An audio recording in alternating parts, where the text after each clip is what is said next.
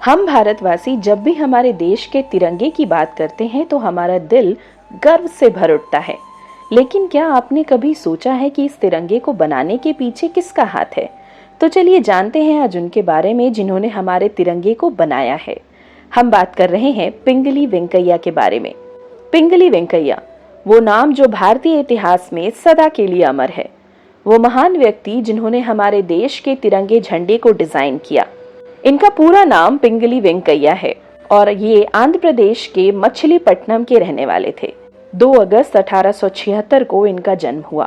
पिंगली वेंकैया एक मेहनती और समर्पित छात्र थे जिन्होंने अपनी प्रारंभिक शिक्षा पूरी करने के बाद आगे की पढ़ाई के लिए मद्रास और फिर कैम्ब्रिज यूनिवर्सिटी इंग्लैंड से की।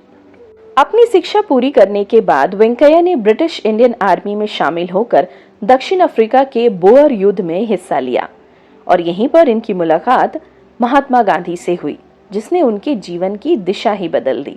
महात्मा गांधी से प्रभावित होकर वेंकैया स्वतंत्रता संग्राम में शामिल हो गए। 1916 में पिंगली वेंकैया ने भारतीय राष्ट्रीय कांग्रेस के लाहौर अधिवेशन में भाग लिया।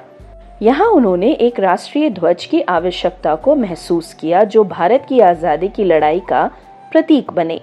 इसके बाद वेंकैया ने विभिन्न डिजाइनों पर काम करना शुरू किया और अंततः 1921 में एक ध्वज का डिजाइन तैयार किया। वेंकैया के द्वारा डिजाइन किया गया ध्वज मूल रूप से 2 रंगों का था, केसरिया और हरा। महात्मा गांधी ने बाद में सुझाव दिया कि ध्वज में एक सफेद पट्टी और चरखा भी शामिल होना चाहिए, जो भारत की विविधता और आत्मनिर्भरता का प्रतीक हो। 1921 के बाद वेंकैया ने अपने डिजाइन को कांग्रेस के विभिन्न अधिवेशनों में प्रस्तुत किया। अंततः 22 जुलाई 1947 को भारतीय संविधान सभा ने पिंगली वेंकैया के द्वारा डिजाइन किए गए ध्वज को भारत के राष्ट्रीय ध्वज के रूप में अपनाया। इसमें 3 रंग थे, केसरिया, सफेद और हरा, और बीच में अशोक चक्र। स्वतंत्रता प्राप्ति के बाद पिंगली वेंकैया एक साधारण जीवन जीते रहे।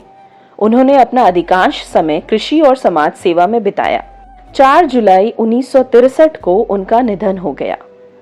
उनके द्वारा डिजाइन किया गया तिरंगा हमारे देश की एकता, स्वतंत्रता और विविधता का प्रतीक है।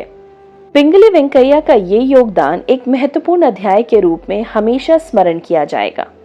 ऐसे महापुरुष को पूरे भारतवासियों की ओर से नमन है।